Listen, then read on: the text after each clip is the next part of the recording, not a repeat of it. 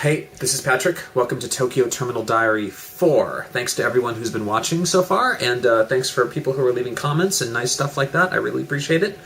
And what's going on? Well, today is Friday, February the 18th. It's been raining on and off. It's probably very cold outside. I haven't been outside because I'm stuck inside editing the latest issue of OTAKU USA magazine, our May-June issue, which is going to the printers tomorrow. So I've been editing PDFs and doing a lot of coordination with the magazine staff back in Washington, D.C. and all that kind of thing. But on Wednesday, I managed to get out for a little bit and hit the clubs with Frank Shigetora, who is the mastermind behind the new electro unit VALKILLY, who, if you've been following my Twitter or Facebook or anything like that, I've been kind of talking about a lot lately.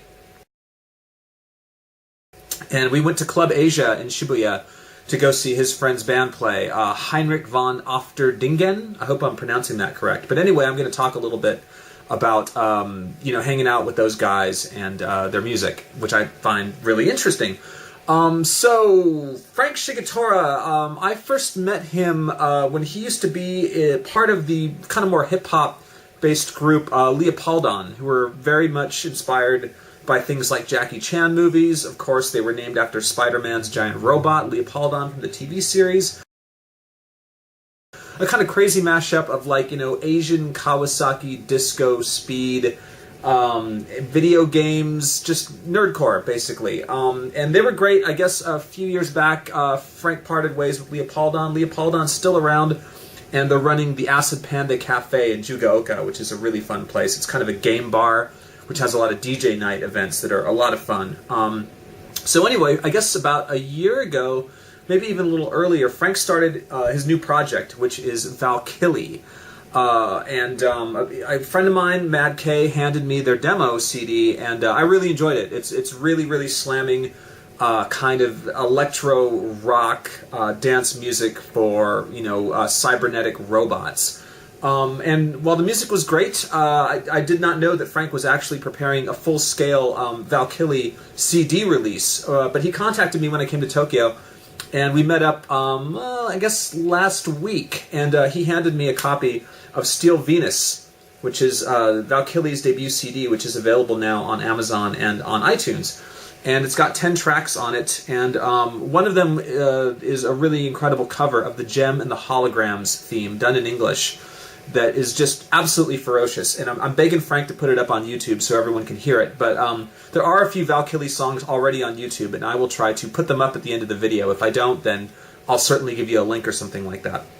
But anyway, VALKILLY here has a really incredible, cool cover, which I think sums up more than anything the kind of music that's, you're going to hear inspired on the inside, which is, 80s, late 80s, bubble economy, Japanese cyberpunk. Frank is a huge, huge fan of Megazone 2-3. Part 2 and 3, we don't really talk about Part 1 very much when we get together. And also Bubblegum Crisis, MD Geist, all that crazy, crazy stuff. I guess he's a kid of the 80s like I was. He's also a huge fan of the live-action American TV show Captain Power, which I've been talking about a lot lately on Twitter and stuff like that. Captain Power, I guess, was a show for kids, but kind of reflected the grimness of those times. I don't know how many of you guys actually survived the 80s, but we all thought we were going to die in a horrible nuclear war, and we all believed that the future would be very post-apocalyptic, and we'd all have to contend with biker gangs and cyborgs and cyberpunk and all that kind of stuff, which left an incredible impression on our imagination at the time, and seemed kind of, liberating, but also scary at the same time. And it was kind of just where our heads were at when it came to science fiction. The war with the machines. Maybe the Matrix kind of closed the door on all that nonsense. I hope not. But looking back a few years later, it's kind of funny to see how cyberpunk looks, that, technology was going to be so scary in the future, and that, Japan was going to rule the world, and all these kind of cyberpunk ideas that you see in, movies like Akira and Blade Runner and stuff like that. And now, everyone has an iPhone jammed up their butt all the time. We do everything online, and computers have just become a part of our daily lives. But to me, the VALKILLY sound harkens back to a time when the future was dark, exciting, sexy, and dangerous. And it's kind of something we haven't really heard a lot, inspired by music. Music's not really a place where people explore these kinds of really cool science fiction ideas anymore, and certainly you don't find it in anime. Every now and then you do, but Valkyrie is really great, and on the inside, it's got an insert here, a full manga insert complete with a story that Frank wrote up in English that kind of gives you, it's a concept record about, the world of the future in which man has gone to war against the machines, and a band of rebels here, the band Valkylie, sort of turn the tide of the war because they're into subterfuge and their music is so great. In the spirit of Gem and the Holograms and Bubblegum Crisis and stuff like that. So I urge you to hear Valkylie's music. It's really fabulous, and I'm going to try to find ways to help promote their music abroad, because I think there's a lot of people out there who are kind of, my generation, older dudes who kind of maybe really understand, cyberpunk and are sort of tired of things like steampunk and zombies and stuff like that. And it's funny to look back on the future, and I'm with Valkyrie all the way on this. And fun fact about the art here and on the inside, all of this was drawn by a dude named Jinji Okubo, who is basically a mecha designer. He's in his late 30s. He came with us on Wednesday night to go to Club Asia, so I got a chance to talk to him. He was one of the mecha designers on Summer Wars, the new movie that I guess just came out in America on Blu-ray and DVD that a lot of people have seen already and said very good things about. He also did some mecha design on Shinji Aramaki's Ex Machina, and a lot of work on the game Steel Battalion. And right now he's working on a new project. And I asked him, I said, what's it like being a mecha designer? I mean, is there anything cooler, if you're an anime fan, like a mecha designer? I don't think so. And he said, actually, if you're a mecha designer, now's a terrible time to be working in the anime and manga industry, because people just aren't looking for mecha designers anymore. In fact, he's getting more work abroad than he is in Japan. But his work is absolutely fabulous. Hopefully I can show you a few pictures here.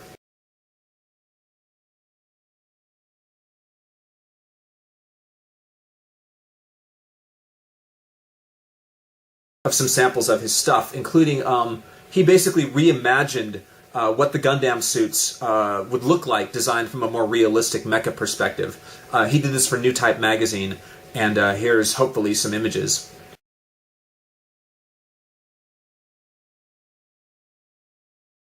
So, after having hamburgers and highballs with Mr. Okubo and Frank Shigetora of Valkyrie, we went to Club Asia, which is, I guess, one of the most banging clubs in Shibuya. That's where the dude who's the mastermind producer behind Perfume and various other super cool DJs DJ on the weekends. I've never gone there. I did one night there, but I never did an all-nighter like at a super cool night. I asked Frank what it's like, and he said it's basically a meat market. It's just basically where people from the sticks come to just nampa the heck out of each other, and they don't really care about the music. But we went on a live night. We went when there were actually no DJs spinning, just live bands. And there weren't that many people who turned up for this event. I guess the bands were like super, super indies. And people really only come to support their friends. It didn't seem like there were a lot of people kind of looking for new music. Maybe there were. I certainly was. But luckily I came that night, and Frank insisted that I come check out his buddy's band, Heinrich Von Ofterdingen. I hope I'm pronouncing that correctly. It's a two-piece duo. It's basically a guy who looks like Jay Macias, circa Dinosaur Jr., and this incredibly hot chick who looks like a supermodel named Mickey, who also kind of looks a little bit like Valkylie's, fictional lead singer. Straight, long, black hair, super tight-fitting outfit. It's a good look.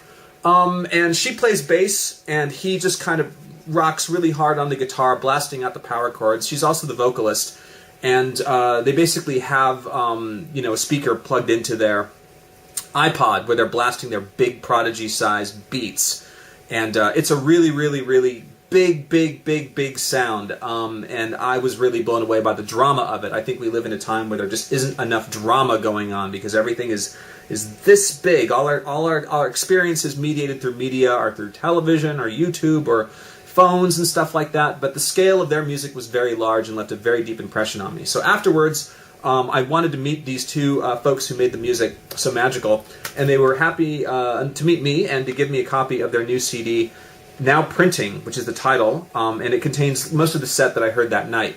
But I did not know that they also did a bunch of other CDs, including soundtracks to a bunch of games for the PSP and the PlayStation 2.